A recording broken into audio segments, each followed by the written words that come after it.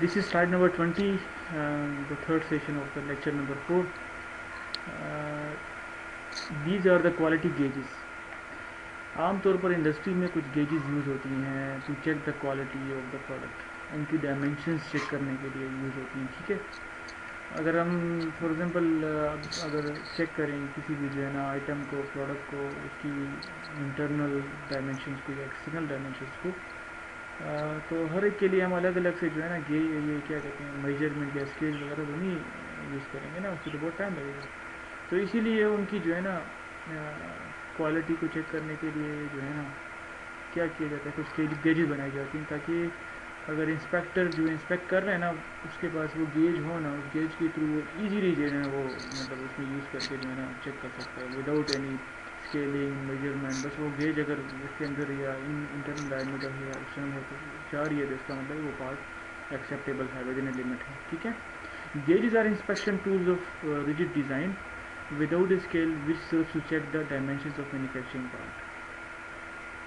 Gauge do not indicate the actual value of the inspected part of the components. Gauge कभी भी जो है ना जो एक्चुअल पार्ट्स होती है ना उनकी डायमेंशंस, एक्चुअल डायमेंशंस को कभी भी जो है रिप्रेजेंट नहीं करती। ये क्या करती हैं, ये लिमिट्स को डिफाइन करती हैं गेजेस। एक लिमिट जो है ना आगे जाके आगे नेक्स्ट स्लाइड में आपको इसकी जो है ना एप्लीकेशन का पता लग जाएगा कि ये किस तरह यूज होती हैं। They are used to determine whether the part is made within the specified limit, ठीक है। एग्जैक्ट डायमेंशंस को डिफाइन नहीं करती, बट ये क्या करती हैं स्पेसिफाइड लिमिट को जस्ट डिफाइन देखती हैं कि ये part with in a limit है कि नहीं।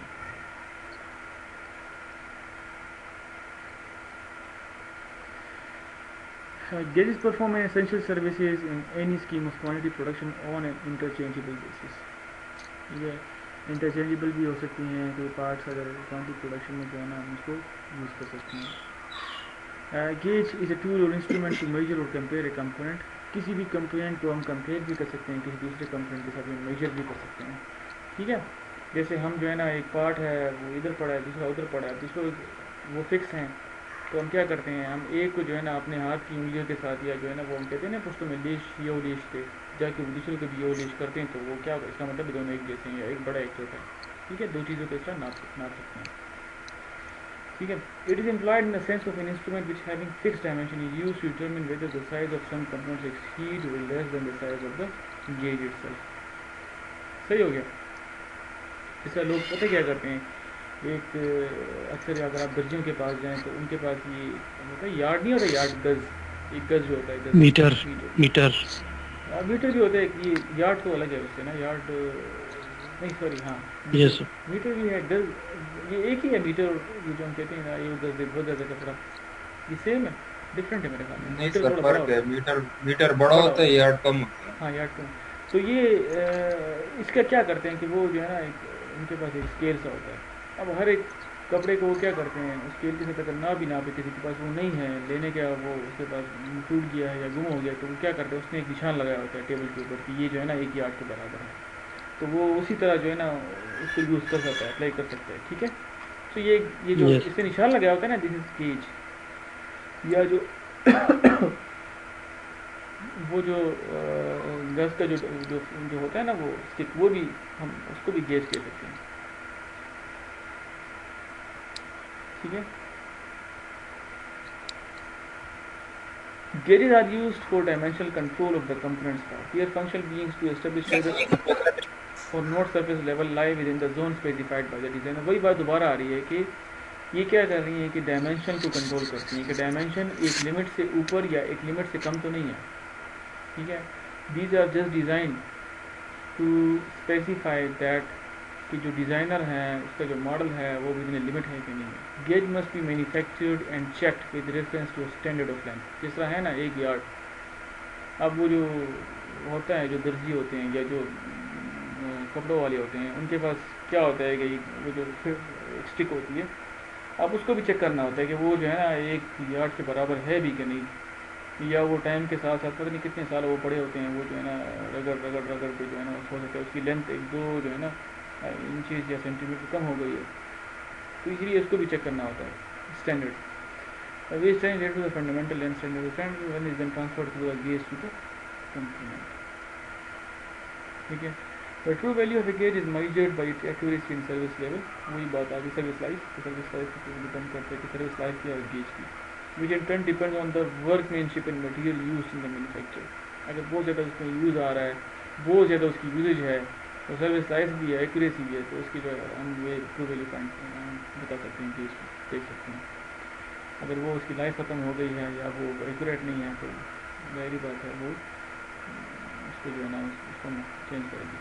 Since are gauges are continuously subject to abrasive wear, वही बात जो मैंने आपको बताई कि एब्रेसिव वेयर भी आ सकते हैं, कुछ और भी होते हैं फैक्टर जिसकी वजह से गेजेस की जो है ना वो मेजरमेंट में फ़र्क आ सकता है। Selection of proper material is of great importance. Proper material भी बहुत ज़रूरी होता है। कुछ गेजेस ये होते हैं कि इनका मटेरियल ऐसा होता है जो वियर टेयर उसमें बड़ी आराम से आ जाती है, उसको जो है ना वो कोरूजन आ सकती है, ठीक है। High carbon steel and alloy steels have been the principal materials for manufacture of such gauges. ये दो मटेरियल जो है ना आमतौर पर इससे बनाए जाते हैं। ये मटेरियल थोड़े से क्या होते हैं, रिजिड भी होते हैं और बड़े आराम से जो है ना इनकी लाइफ जो है ना वो सर्विस लाइफ ज़्यादा भी होती है और लाइफ इतनी कम नहीं होती। Classification of limit gauges. Production gauges are of various types, but there is a little doubt that the majority are in the form of the limit gauges. Okay. These are designed to cover a very wide range of work.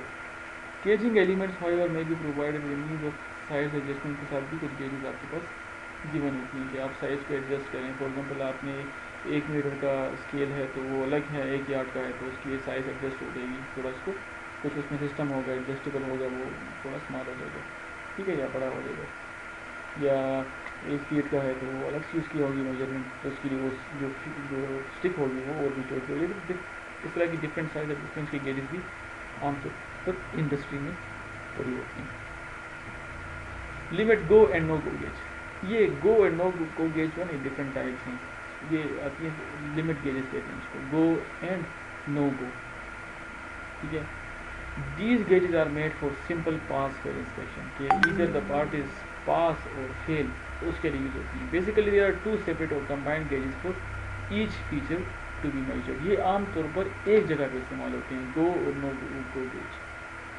Go gauge तब इस्तेमाल होता है जब हम part का जो है ना डिपेंड करता है कि पार्ट किस किस्म का है। ये आगे जाके आपको पता लगेगा। कुछ पार्ट्स होते हैं जिसकी हम इंटरनल डायमेंशन लेते हैं, कुछ पार्ट ऐसे होते हैं जिनके हम एक्सटर्नल डायमेंशन लेते हैं। तो इंटरनल डायमेंशन के लिए अगर हम लोअर लिमिट चेक करेंगे तो उसमें गो gauge must go inside the part, उसमें थ्रू होना चाहिए पार्ट में। और नो गो गेज का अगर नहीं जाएगा तो इसका मतलब है आपका पार्ट पास है। गो गेज जाना चाहिए उस पार्ट के अंदर, अगर इंटरनल डायमीटर हम चेक कर रहे हैं, और नो गो गेज जो है ना वो क्या वो नहीं जाना चाहिए, तब जाके जो है ना वो पार्ट एक्सेप्टेबल होगा, वो लिमिट होगा। समझ आ रही है आप सबको गो गेज और नो गो के बारे में? Yes sir. ये गेज मेजरिंग गेज होता है या नहीं, बस एक फिक्स गेज होता है जिसके मुताबिक वो चीजें बनाते हैं? गो गेज एक मास प्रोडक्शन हो रही है ना जिसमें एक जैसे पार्ट बन रहे हैं, ठीक है अपना। जी सर। अब उसे एक जैसे पार्ट बन रहे हैं तो उसके लिए तो गो और नो गो गेज बनाना बहुत आसान है।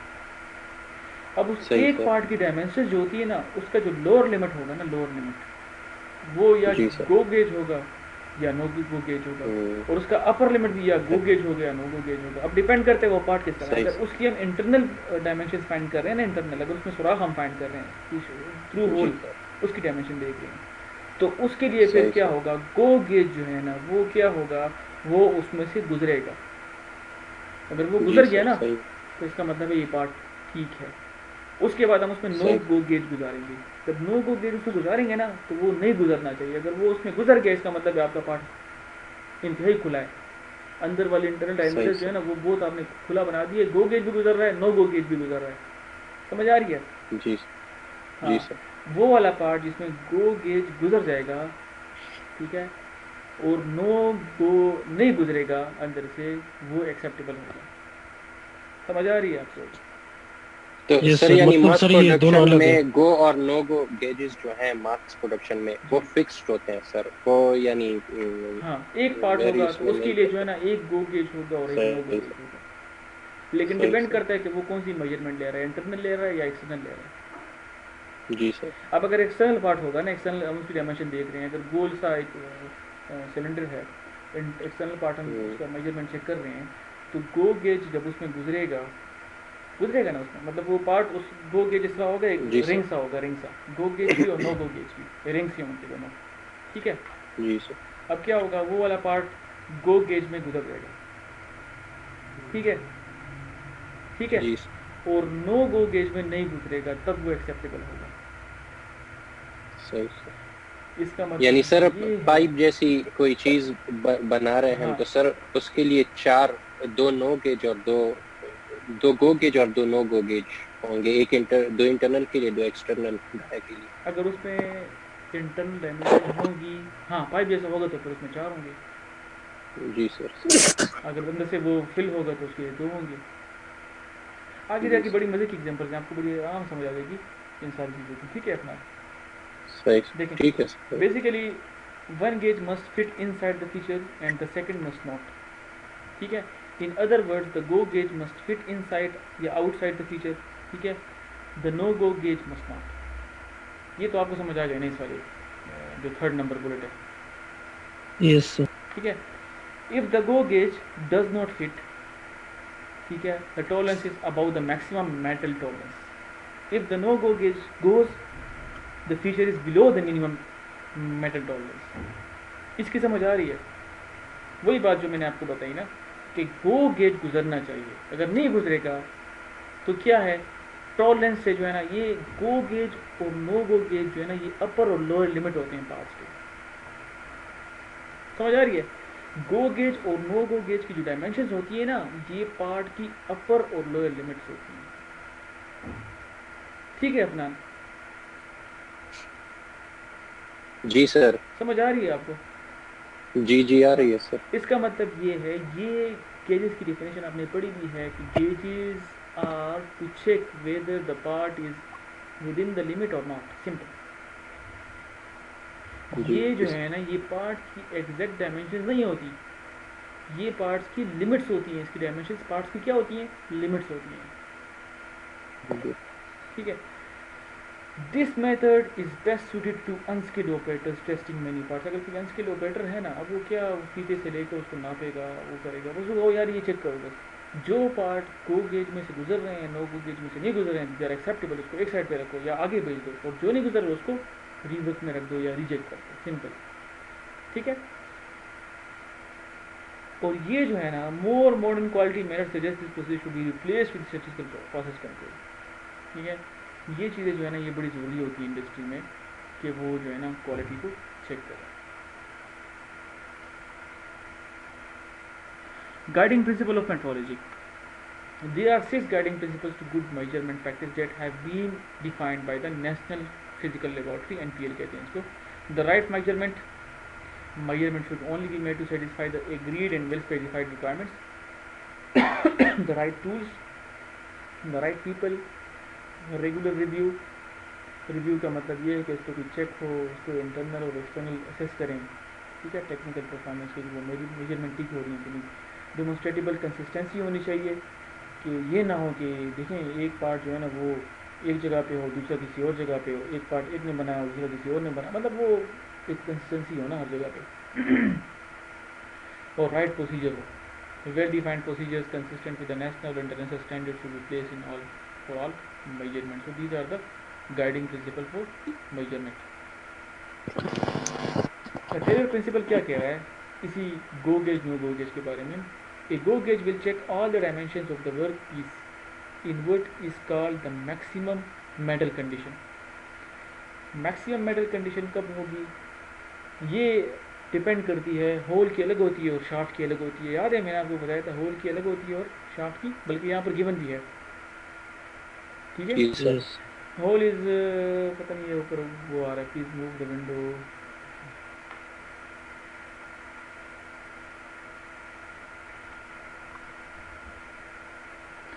Maximum size of the hole is minimum metal limit, ठीक है, और minimum size of the hole is maximum metal limit कहते हैं इसको।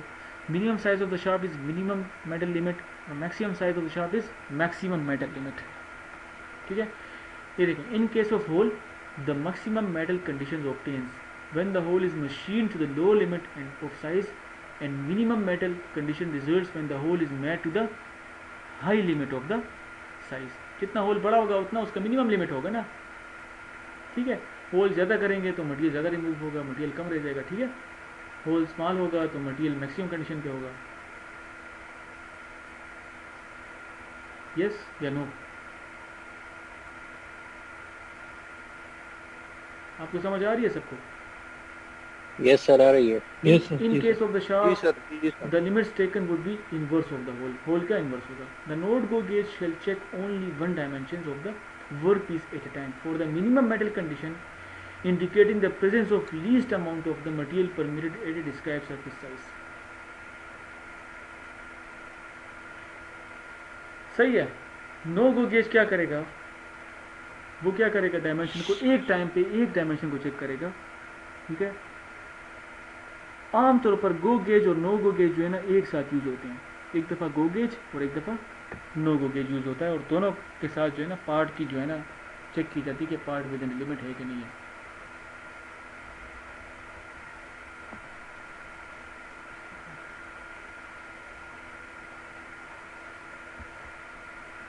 This is Taylor's principle. ये जो गेज है ना, अगर आप देख रहे हैं स्लाइड नंबर, पता नहीं कौन सी स्लाइड है, 28 है जो भी है, this is the go gauge and this is the note go gauge. अगर आप किसी इंटरनल डायमीटर को फाइंड कर रहे हैं ना, इंटरनल डायमीटर को, इंटरनल एक होल है उसमें इस गेज को आप इंटर करें तो ये जाना चाहिए उसमें, ये जाएगा और उस पार्ट को इस जगह पे रुक जाना चाहिए. अगर आपको ये माउस का पॉइंटर नज़र आ रहा है आप लोगों को, यहाँ पे रुक जाना चाहिए. ये है नोट गो गेज. तो वो वाला पार्ट क्या होगा? वो वाला पार्ट एक्सेप्टेबल होगा.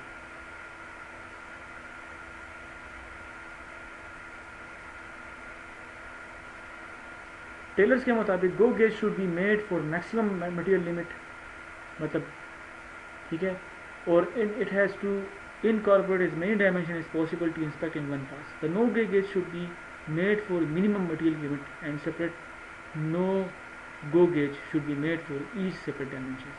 टेलर्स कहता है कि जो गो गेज है ये क्या करता है कि ये जो है ना एक ही पास में इंस्पेक्ट करता है, और नो गो गेज जो है ना ये हमने जो है ना हर डायमेंशन के लिए अलग अलग फाइंड करने होते हैं.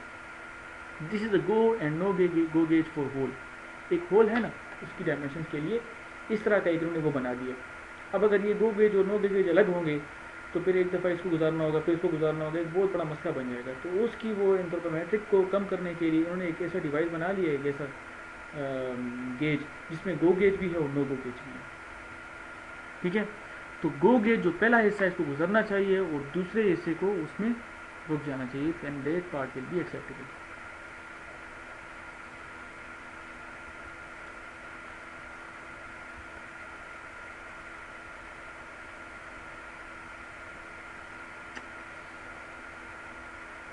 ये जो है ना पार्ट की डायमेंशन, ये टेलर जो भी था सर, जो थ्योरम था सर, इसकी लास्ट लाइन में था कि वो दोबारा नो गेज को दोबारा सेपरेटली यूज करें हर चीज के लिए. सर उसको जरा क्लियर कर दीजिए.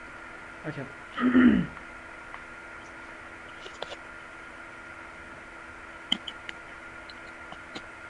टेलर्स कह रहा है कि जो गो गेज है it should be made for maximum material limit and it has to incorporate as many dimension as possible to inspect in one pass. Taylor कह रहा है कि जो आपका गो गेज होना ये इस तरह बनाया जाए ना कि ये एक पास में मैक्सिमम डायमेंशंस को पॉसिबली जो है ना इंस्पेक्ट करे, ठीक है. ये इसका प्रिंसिपल है. और जो नो गो गेज है इसको चाहिए कि आप जो है ना इसको हर एक डायमेंशन के लिए अलग अलग से फाइंड करें, अलग अलग से डिज़ाइन करें. ये ना हो कि आप जो है ना 2-3 डायमेंशंस को एक नो गो गेज के थ्रू जो है ना वो कर रहे हैं. क्योंकि अब ये भी हो सकता है कि नो गो गेज जो है ना वो जो है ना सिर्फ मेरे ख्याल में नो गो गेज जो है ना वो एक ही डायमेंशंस को जो है ना यहाँ पर रिप्रेजेंट कर रहा है. जो एक अगर इस वाले यहाँ पे देखें तो यहाँ पे नो गो गेज जो है ना वो हमारे पास जो होल है उसकी जो है ना जो अगर 2 लिमिट्स हैं, एक अपर लिमिट है और एक लोअर लिमिट है, तो no go gauge should represent the upper limit. उससे बड़ा होना चाहिए नो गो गेज, तो ये यहाँ पे जो है ना क्या कर रहा है, यहाँ पर ये सिर्फ जो है ना एक ही जो है ना डायमेंशन को यहाँ पर रिप्रेजेंट कर रहा है, और it is rectangular cross section, ठीक है, this is circular cross section. ये इसका प्रिंसिपल है इसके ख्याल में कि गो गेज जो है ना, अगर ये जो है ना एक वक्त में एक से ज़्यादा डायमेंशंस भी जो है ना ये एक पास में करवा रहा है तो इट्स ओके होना चाहिए, लेकिन नो गो गेज जो है ना it should be made for minimum material limit and separate no go gauge should be made for each separate dimension, और हर एक डायमेंशन के लिए अलग से एक नो गो गेज बनाना चाहिए हमें। ये इसका प्रिंसिपल है। अब ये जो है ना देखना पड़ेगा कि इसमें इस तरह अगर हम वापस जाएँ,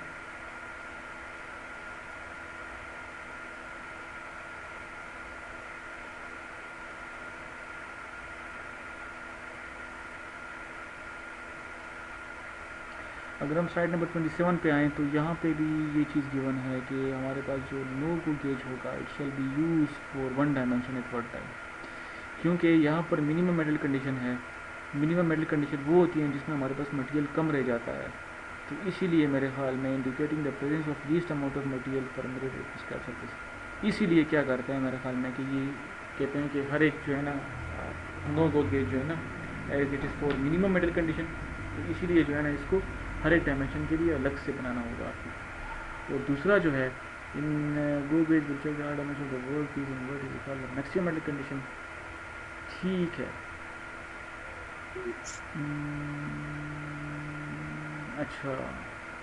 अच्छा, इसमें ये है ना कि एक होता है मिनिमम मेटल कंडीशन और एक होता है maximum metal condition. Maximum metal condition वो वाला होता है ना जिसमें रिवर्क पॉसिबल हो। आबिद नाम था आपका, आबिद आपने क्वेश्चन किया? जी सर, जी सर। अच्छा, इसमें ये था ना, एक है मैक्सिमम मेटल कंडीशन और एक है मिनिमम मेटल कंडीशन। तो जो नो गो गेज है वो रिप्रेजेंट कर रहा है मिनिमम मेटल कंडीशन को। मिनिमम मेटल कंडीशन वो होता है जब मटेरियल जो है ना बहुत कम रह जाता है, जिसमें रिवर्क पॉसिबल नहीं होता, रिवर्क या रीप्रोसेसिंग पॉसिबल नहीं होता। और मैक्सिमम मेटल कंडीशन वो होता है जिसमें रिवर्किंग पॉसिबल होती है। रिवर्किंग का मतलब ये है कि आप जो है ना आपके पास मैक्सिमम मेटल कंडीशन है, तो अगर आप उसको दोबारा एक और उसमें बोर करें या ड्रिल करें या कटिंग करें तो उससे मटेरियल निकाल के उसको एग्जैक्ट डायमेंशन में लेके आ सकते हैं, ठीक है। तो गो गेज से आप जो है ना क्या कर सकते हैं, अगर वो क्या हुआ कि वो अगर आपने किया तो आप उसको बाद में रिवर्क भी कर सकते हैं अगर गो गेज पे वो फेल हो गया। लेकिन अगर नो गो गेज पे वो फेल होता है तो फिर उसके बाद आप उस पार्ट को क्या करेंगे, स्क्रैप करेंगे, उसको आप दोबारा रिवर्क नहीं कर सकते, क्योंकि वो क्या होता है, वो मिनिमम मेटल कंडीशन पे होता है। समझ आ रही है आपको? मिनिमम मेटल कंडीशन का मतलब ये होता है कि अपर लिमिट को ये नो गो गेज चेक करता है। अपर लिमिट का मतलब ये होता है कि उससे मैक्सिमम मटेरियल रिमूव हो चुका है, ठीक है। आप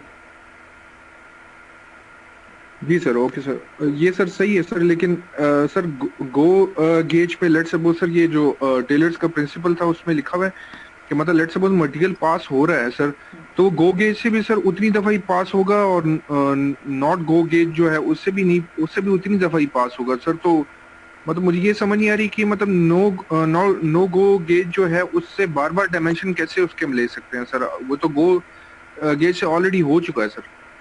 मैं आपको ये बताऊं, go gauge and no go gauge में ये फ़र्क है ना कि गो गेज जो है ना वो उसमें से गो होगा, पास होगा, ठीक है, पास होगा ना, that is a go gauge, that is acceptable. Not go gauge का मतलब ये है कि वो वाला गेज जो उसमें पास नहीं होगा, अगर वो पास हो गया तो इसका मतलब ये है कि ये रिजेक्ट हो गया। बिल्कुल सर, बिल्कुल। ये पास नहीं होगा तब क्या होगा, एक्सेप्टेबल होगा, ठीक है। नहीं सर, वो तो सही है सर, हाँ। वो सही है, दैट्स ओके। ये तो सर गो और नो गो की डेफिनेशन होगी बेसिक ना सर। मैं सर प्रिंसिपल के पर आता हूँ, प्रिंसिपल पे इससे सर नेक्स्ट स्लाइड पे जरा अगर आप चले जाएं 28 वाली स्लाइड पे सर। जहाँ पे जी सर, जी सर। अब यहाँ पे लिखा हुआ है no go gauge should be made for each separate dimension, तो वो सेपरेट डायमेंशन कैसे होगा सर, ये पूछ रहा हूँ मैं। इसमें इसका बताने का मतलब ये है ना कि देखें, गो गेज का मतलब ये होता है कि गेज जो है ना वो पार्ट के अंदर जा रहा है फुल, और या पार्ट जो है ना वो गेज के अंदर जा रहा है। जब ये जाएगा अंदर ना, गो हो जाएगा, निकल जाएगा, थ्रू हो जाएगा, तब ये पास होगा ना सर, ठीक है। समझ आ रही है? तब ये जी सर, ये पास समझ होगा। आ गई, समझ आ गई। और नो गो गेज वो वाला होगा जो उसमें से पास नहीं होगा, पार्ट या गेज जो है ना पार्ट के अंदर से पास नहीं होगा, ठीक है, तो वो क्या नो गो गेज होगा ना। बिल्कुल सर, तो इसका सही है मतलब ये। ये है कि नो गो गेज तो बस यहीं पे ख़त्म हो गया ना, कि वो पास ही नहीं हो रहा, तो इसका मतलब ये एक्सेप्टेबल है, ठीक है। Okay sir. गो गेज जब पास होगा तो और भी डायमेंशन आप चेक कर सकते हैं। फॉर एग्जांपल थ्रेड है या कोई और ऐसी चीज़ है जो उसकी आप डायमेंशन, तो वो वैसे भी पास हो रहा है ना, साथ साथ में और चीज़ें भी आगे चेक करवा सकते हैं एक ही पास में।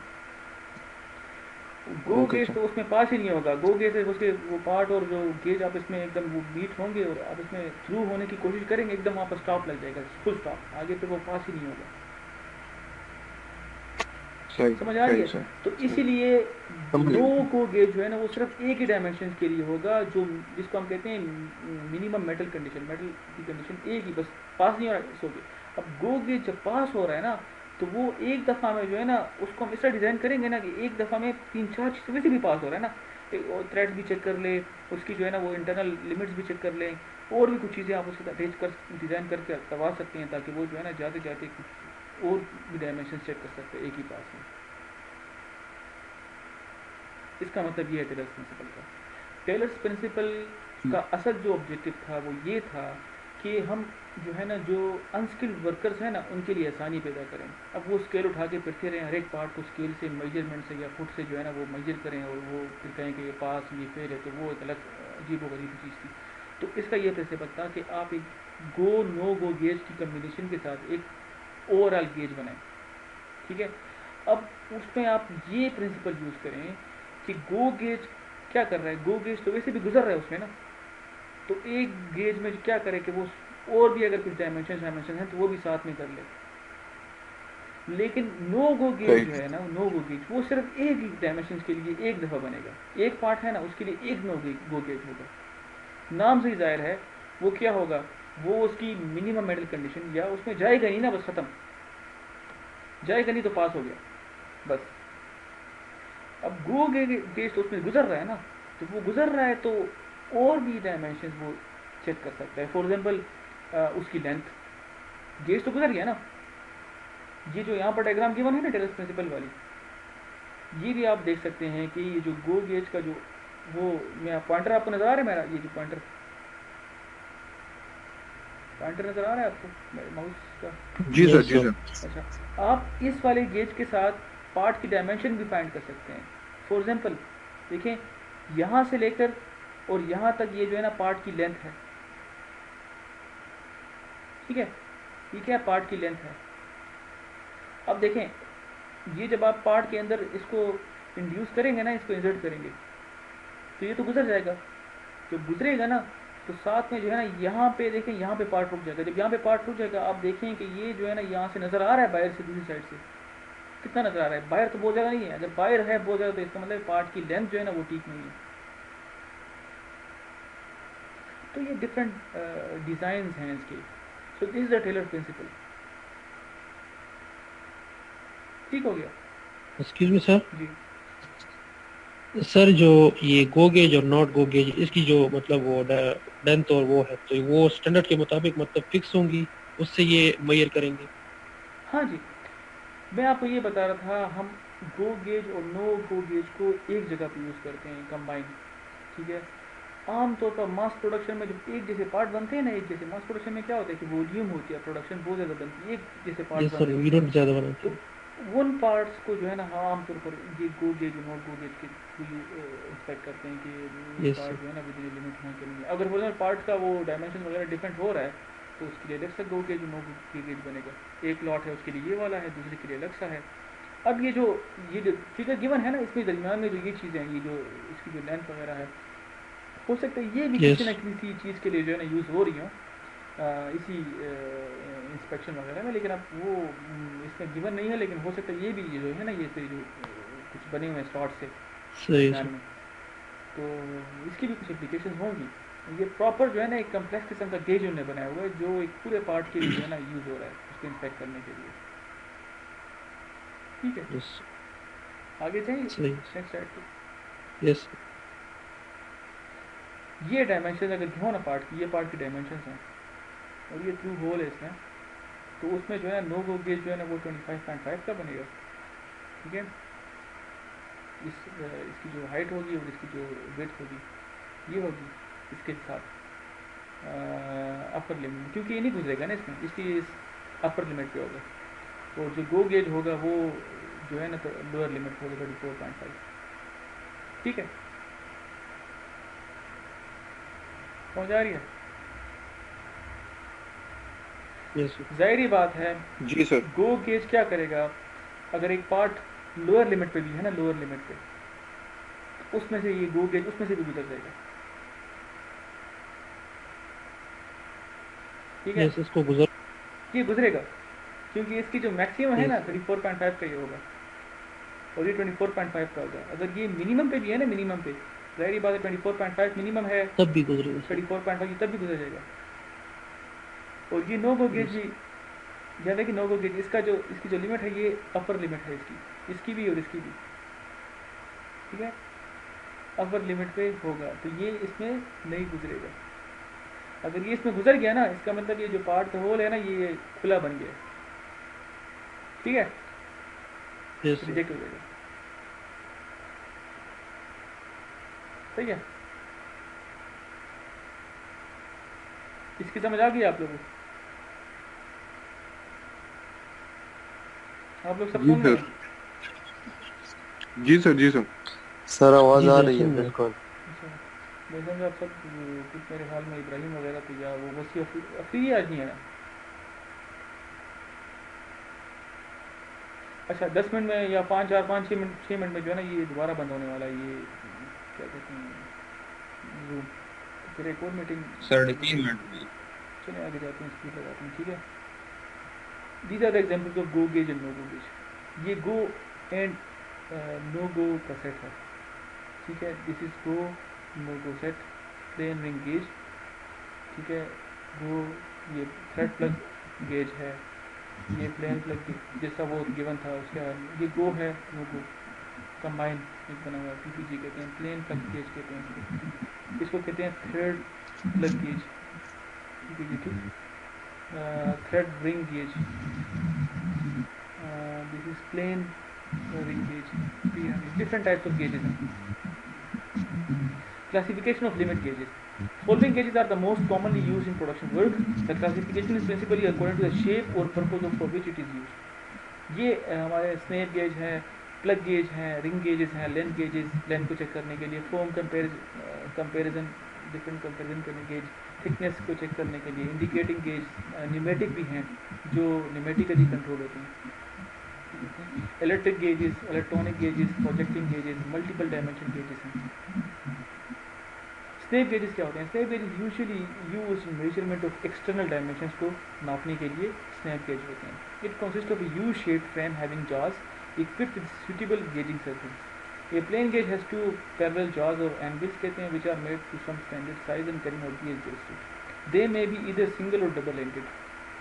ठीक है, snap gauges special forging and stamping इसकी जो मटेरियल जो प्रोसेस है are available commercially for their manufacture. They may be constructed from the gauge plate. Special snap और गैप गेज में have to be use for checking the recess diameter and other features. ये है भाई snap gauge. ठीक है, ये snap gauge है। इसके थ्रू जो है ना एक्सटर्नल डायमेंशंस फाइंड हो सकती हैं पार्ट की। ये इसमें अलाउंसेस हैं, टॉलरेंसेस भी गिवन हैं, डायमेंशंस हैं, ये इसकी जो क्या कहते हैं जो लेंथ है एक्सटर्नल उसकी 25.39, ये मेरे ख्याल में यूनिलेटरल डायमेंशन इसकी गिवन है वन साइड की स्नैप गेज को। तो इसको ये जो है ना ये अगर आप ये इसको देख रहे हैं ये एडजस्टेबल है। ठीक है, ये एडजस्टेबल सर ये तो जैसे हम सर वो फिजिक्स में पढ़ते थे स्क्रू गेज और वर्नियर कैलिपर, सर ये वो स्क्रू गेज नहीं है सर? नहीं ये स्क्रू गेज हर एक पार्ट को जो है ना फाइंड करने के लिए वो स्क्रू गेज अगर आपको याद हो उसको तो एक डायमेंशन लेने के लिए तो बताइए कितना ज़्यादा टाइम लगता था। ये सिलेंड्रिकल ऑब्जेक्ट के लिए कोई ऐसा ऑब्जेक्ट हो उसके दरमियान में रख के जो है ना उसकी डायमेंशन जो है ना यहाँ पर लोअर अपर लिमिट गिवन। ये जो है ना ये I think the lower limit and this is the upper limit. ठीक है। अब इसमें कुछ होगा मैकेनिज्म कि देखें ये आपको नज़र आ रहा है ये और ये, तो इसके थ्रू जो है ना ये फाइंड होगा, ठीक है। अब ये गेज जो है ना ये 5% है, ये वियर्ड। अच्छा ये जो है ना ये अपर लिमिट है इसकी, ये लोअर लिमिट है।